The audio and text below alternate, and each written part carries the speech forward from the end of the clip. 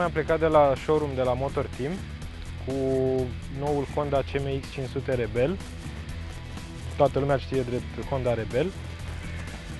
Este modelul din 2018.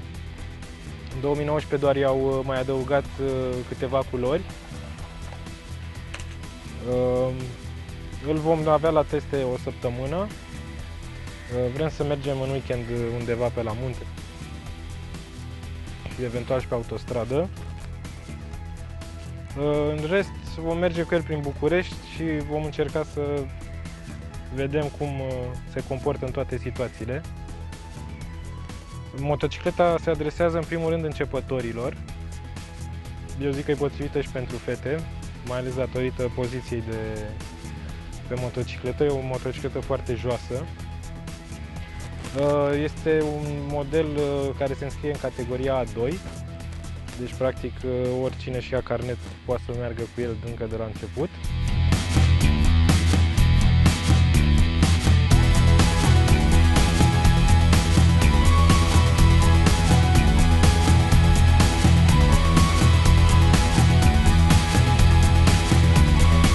Suntem în a treia zi de teste cu noul Honda Rebel CMX 500 și am venit cu el până la munte.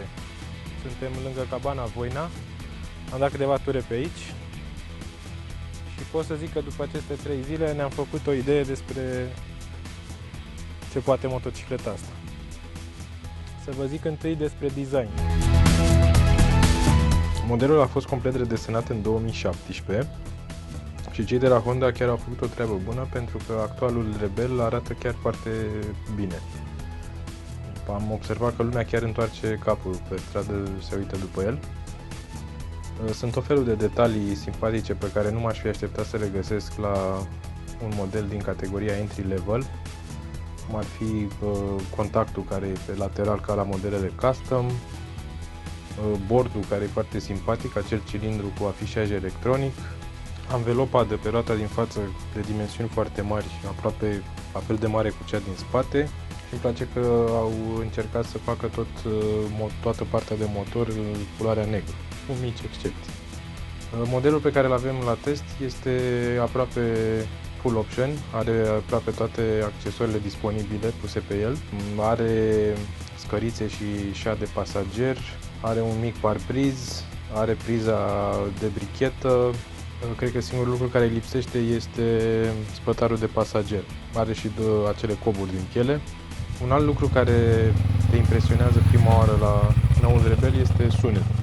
La pornire este destul de silențios, dar odată ce te pui în mișcare și accelerezi un pic, sunetul este surprinzător de puternic, un sunet baritonal și nici nu ai zice că este un motor de 500 de cm3. Să vă spun și ce părere mi-a lăsat la condus. Voi începe cu capitolele la care nu stă chiar foarte bine, și anume mersul la drum lung și mai ales pe autostradă. Poziția pe șa nu este tocmai comodă, pentru că stai oarecum ghemuit și cu genunchii destul de sus, iar după aproximativ jumătate de oră vei începe să resimți anumite dureri.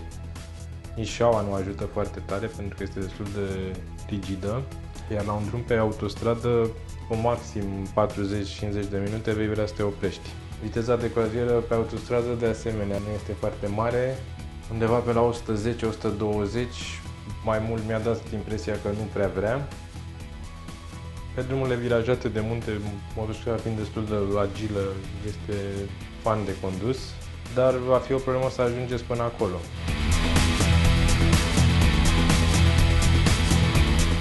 Capitolul la care excelează această motocicletă este deplasarea în mediul urban, pentru că fiind relativ ușoară și foarte ușor de manevrat și de asemenea având o dimensiune foarte mică, vă veți trecura cu ușurință prin trafic, mai ales prin traficul din București, care toată lumea știe cum e, și asta o face o motocicletă excelentă pentru utilizarea de zi cu zi.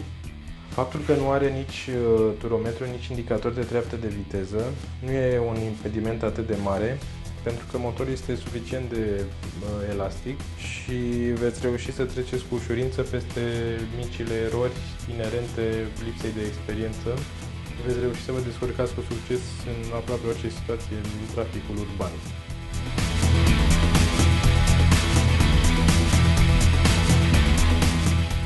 După 3 zile de teste cu Honda Rebel, ne-am făcut o părere destul de bună despre ea. E perfectă pentru ce a fost ea gândită, și anume pentru începători, dar poate fi folosită și de cei cu mai multă experiență pentru drumurile zilnice prin oraș. Și iar e o opțiune foarte bună pentru fetele mai mici de înălțime, care pe alte modele s-ar descurca destul de greu.